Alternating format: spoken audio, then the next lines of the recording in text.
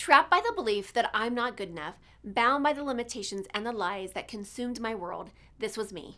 It wasn't until I took the biggest leap in my life to know and trust the power within. And it was at that moment I made a choice. My past will not define me anymore. Hello, I am Teri, and I know I am not alone in this. Over the years, I have found that the number one mistake that we make is that we get in the way of our own success story. Yes, I said it.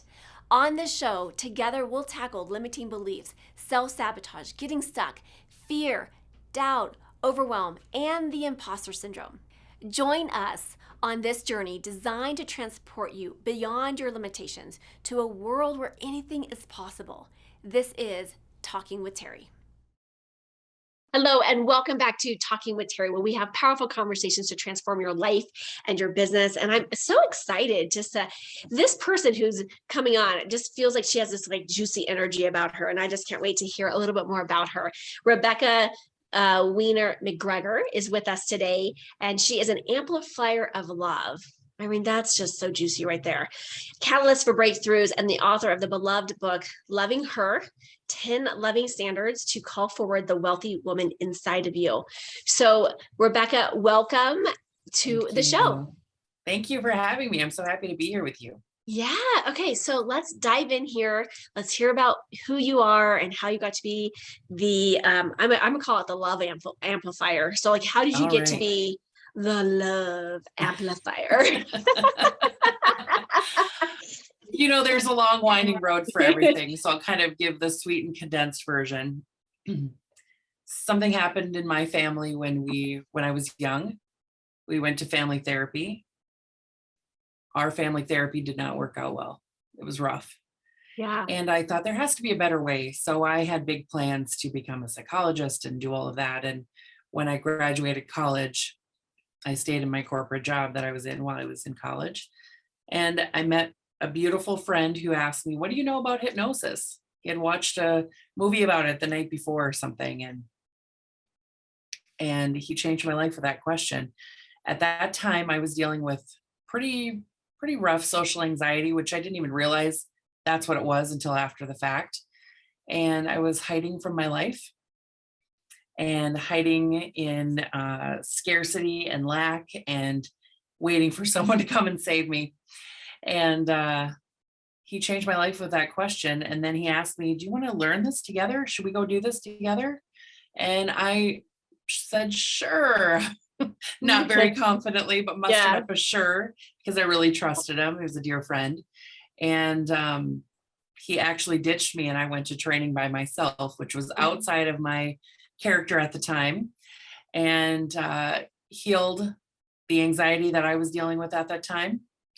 Wonderful. And yeah, it was amazing. So of course the passion was right there from the beginning. Let's go help people feel better.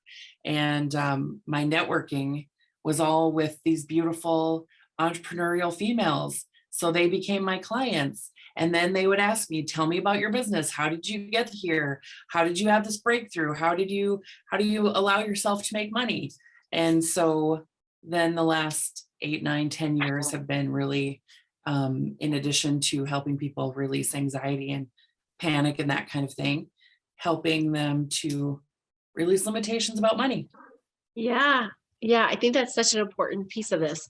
And I think, raising the vibrations of our planet is so needed right now, not only from a place of love and gratitude, but also from a place of prosperity and a place of abundance and places like this. And before we hopped on this call, we were just talking about as the date of this recording, it feels like there's a lot of energy that's shifting in our planets right now. And I feel like it's almost like a purging process that we're going through. It's like the breakdown before the breakthrough. And it's beautiful because we're experiencing it in this really global way. And so it's neat to see, folks all over the world, getting ready to it's like a purging of the old, right? Welcoming the new. And it's here and it's among us, right? Yeah. So let me ask you this. What has been one of your biggest challenges or breakthroughs that you've had to overcome on your journey to get to where you're at today? Figuring out what I didn't know that I didn't know. Not a loaded question. Yeah. Yeah, that's probably the thing. Figuring out where my fears were, figuring out, and then partnering with my fear to figure out where my limitations are so that I could work through them. Did I know growing up that I had scarcity and lack mentality? No, I thought I was like everybody else, right? That we were all going through things. I didn't know people worried about money. Some people don't worry about it. I didn't know that. I didn't know that some people felt worthier than others. I didn't know those things. And then this journey that I went on becoming a hypnotist and coach that started when I was 29 years old has expanded my life emotionally, spiritually, in every possible way. Yeah. Yeah. And I think that, again, like, figuring out what we don't know is easier said than done, because we're going against the grain. We're trying to figure out things that are unconscious to us, that are subconscious, that are at this deeper level that we're not aware of. And like, again, like this is, and as I was a former therapist for 25 years. And so, it's the unconscious and the subconscious is so fascinating to me, right? Like it's just so fascinating to me.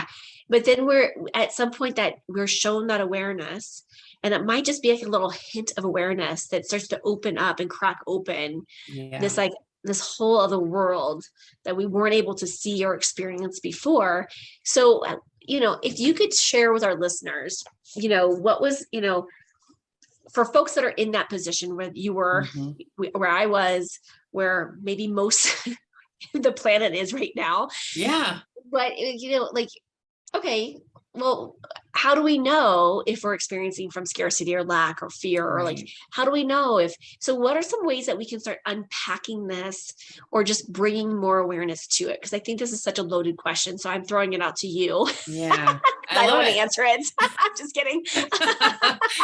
It's a great question. It's a great question because the root of every emotion and response we have is either fear or love.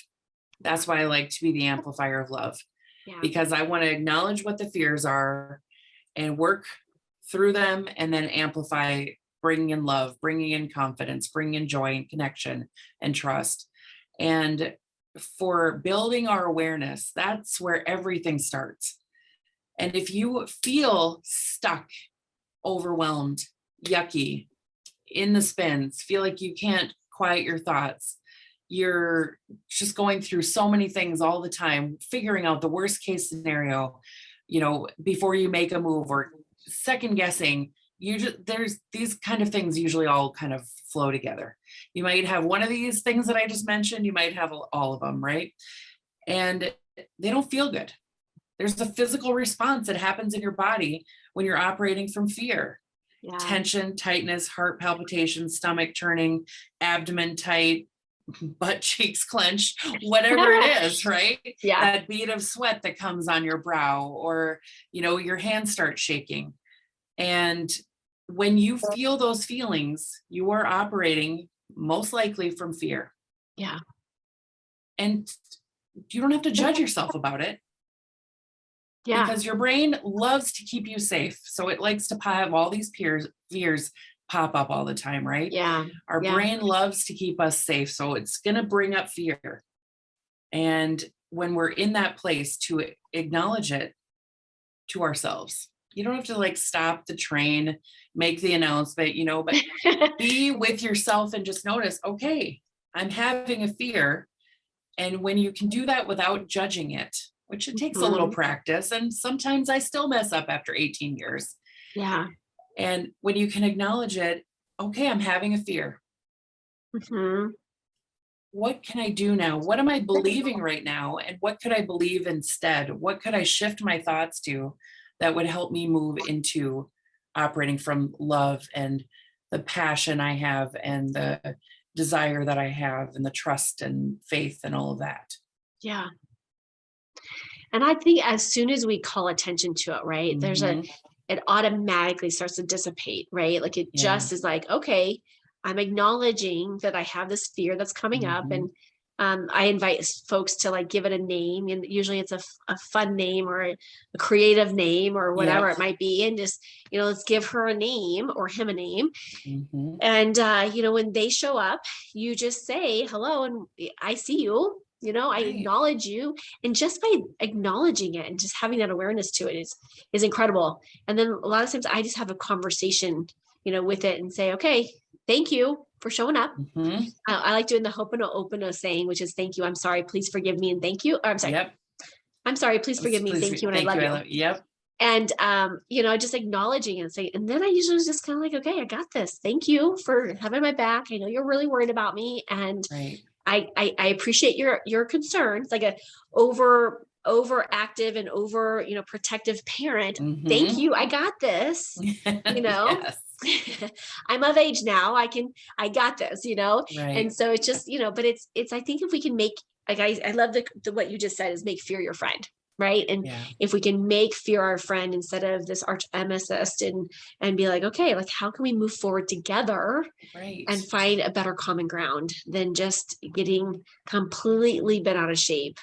Because I know a lot of folks, including myself back in the day, where fear would come in and it would just like take over, and it would be, and it would just settle in, and like, I thought it was going to leave after a week, or after an hour, and it stayed for a week. And I'm like, hello, what's going on?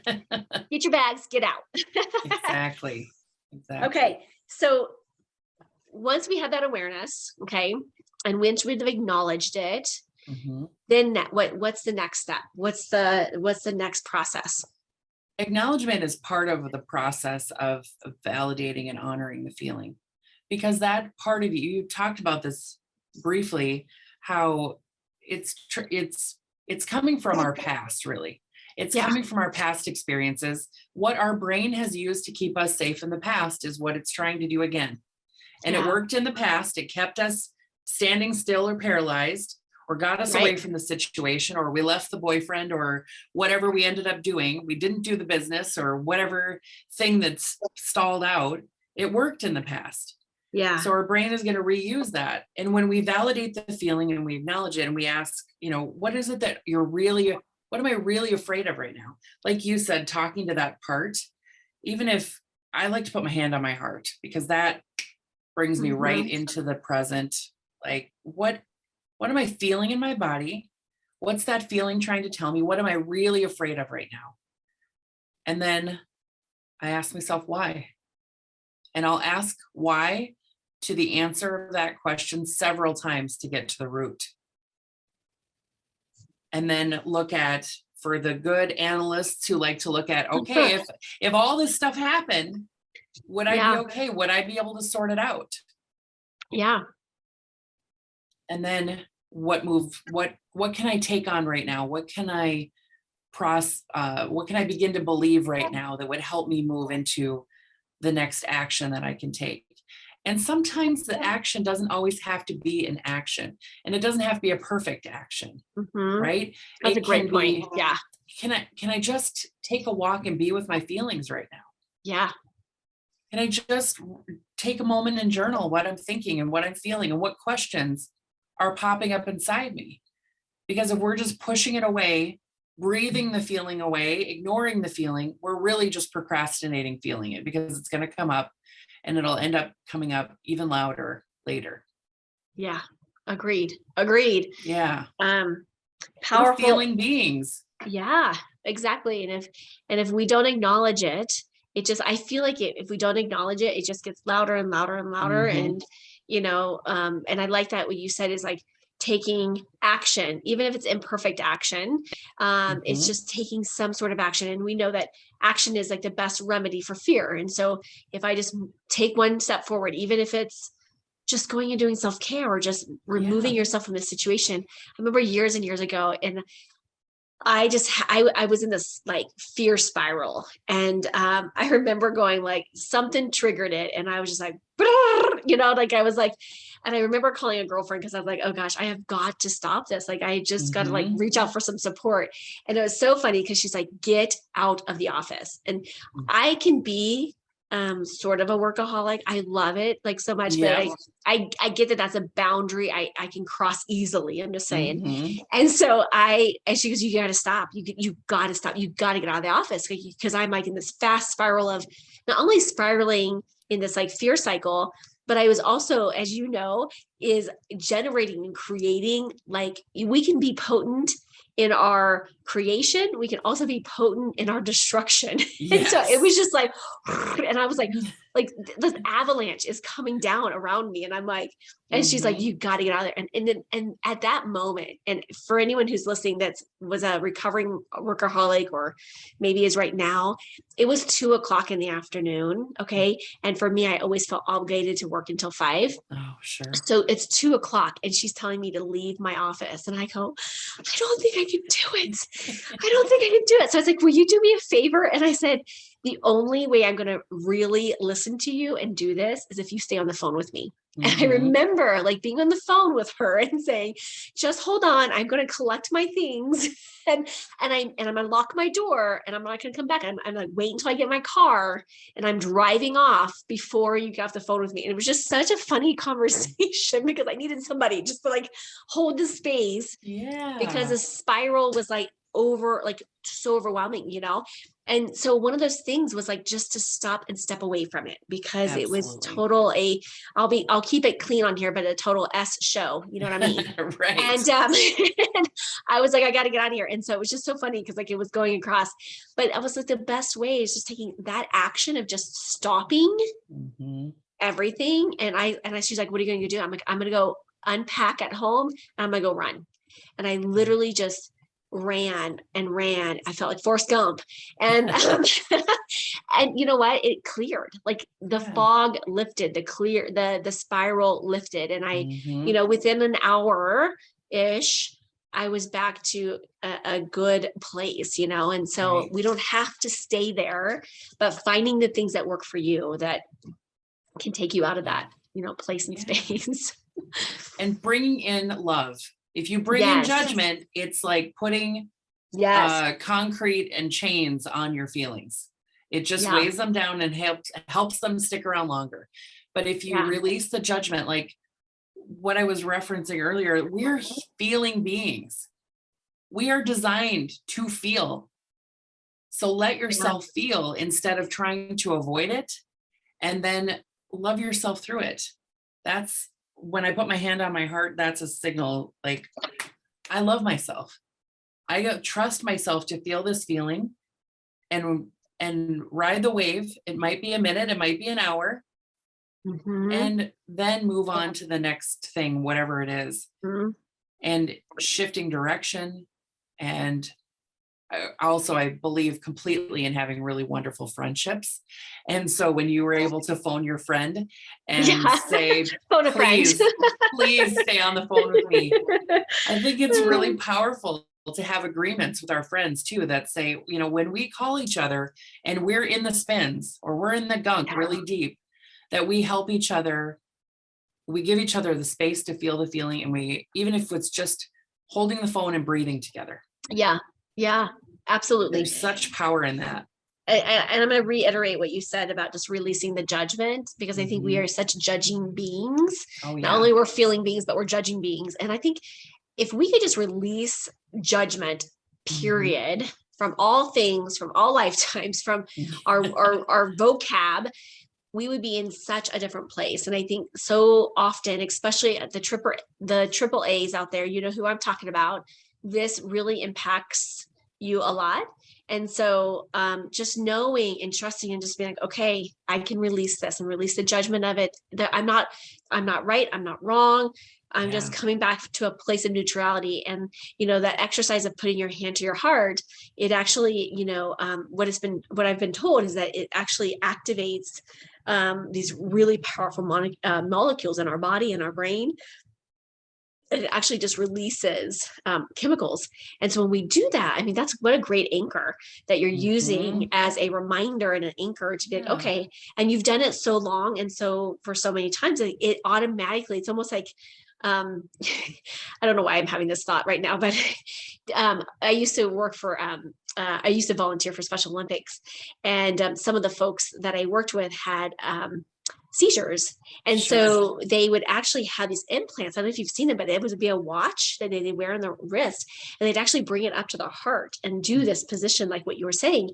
And it would actually stop them from having a seizure. And I was like, wow, that's so cool, right? Like you think about like just stopping it, right? And so it's like this active anchor of, playing with just hand to heart and just releasing and allowing your body to almost like being like, okay, here it is. So I love that as an anchor for everyone. That's a great tool that we can pull out and be like, okay, this is an anchor for hand to heart when I'm feeling this. And then again, like what you said, is just feeling the feelings, right? And without judgment. That is key, without judgment, and be like, okay, cool. I'm feeling frustrated. I'm feeling angry. I'm feeling frustrated, fear. I'm feeling, annoyance. I'm feeling, and be like, okay, cool. Like all of them are okay. Yep. All the feelings are here. And if you think about feelings as our internal guidance system, it's just giving us information. Like that's all our emotions are doing. It's just giving us some information. Sometimes we'll listen to the information and sometimes we won't, right? Right. I love it. Okay. Powerful, powerful stuff. Okay. So what's one little final nugget that you can leave our listeners with that they can start playing with, in addition to just what we've talked about so far? Well, I'm going to expound actually on what you were just talking about, getting the information, right? Listening. When we go inward and we pay attention to what's happening inside of us, as if we're looking at the data, rather than making ourselves right or wrong, good or bad, or that we're failing because we're feeling, because we're actually designed to feel, remember? And confidence is not the lack of feelings about fear. It's the acceptance that you're willing to feel those feelings in the pursuit of whatever thing that you are risking, moving toward, dreaming of, working on, etc. And when we can look at what's happening in our body, our physical body, what's happening in our thoughts as data, it will lead us right to where our fear is. It will define itself. And when you put your hand on your heart, use that as an acknowledgement. You are the one who has the answers for this situation. I love that. That's so good. You know so much more. Yeah. When you listen to yourself, you'll know, what do I need right now? What do I really need right now? Not what do I think will help me not feel or avoid this feeling in the future. What do I really need right now? Is it connection? Is it a pause? Is it a hug? Is it to love myself in a certain way? Is it to listen to some music? Is it to dance? Is it to journal? Is it to just breathe in the midst of a whole bunch of noise? I love that. That is so good. And yet I think sometimes we take that for granted. We overlook that as, going back to basics. I've been talking to my husband about just returning to basics and going and simplifying everything. Like let's simplify things. Let's go back to basics and let's just tune back in, because our bodies, our spirits, our souls, we know the answer. But we've been so distracted and so wrapped up into all of this external mumbo jumbo that we've forgot to go back to basics of just listening to our spirit, listening to our soul, listening to our bodies, listening to our inner wisdom that we have. And we all have it. We are all born with it. And so it's just a matter of tapping back into that. So such yummy information. And agreed. It's a practice to live this way and to notice our feelings. Every great artist that we've ever seen, it all came down to a fundamental brushstroke of, one thing that they did over and over and practiced and then became great. And that's the job of our life. Yeah. Is to be with these emotions and practice them and trust ourselves through the process, learn to trust ourselves through the process. So good. So good. I love it. Okay. So where can people connect with you, find more information about you? You can find me at RebeccaWiener.com. Okay. That's how you connect to everything.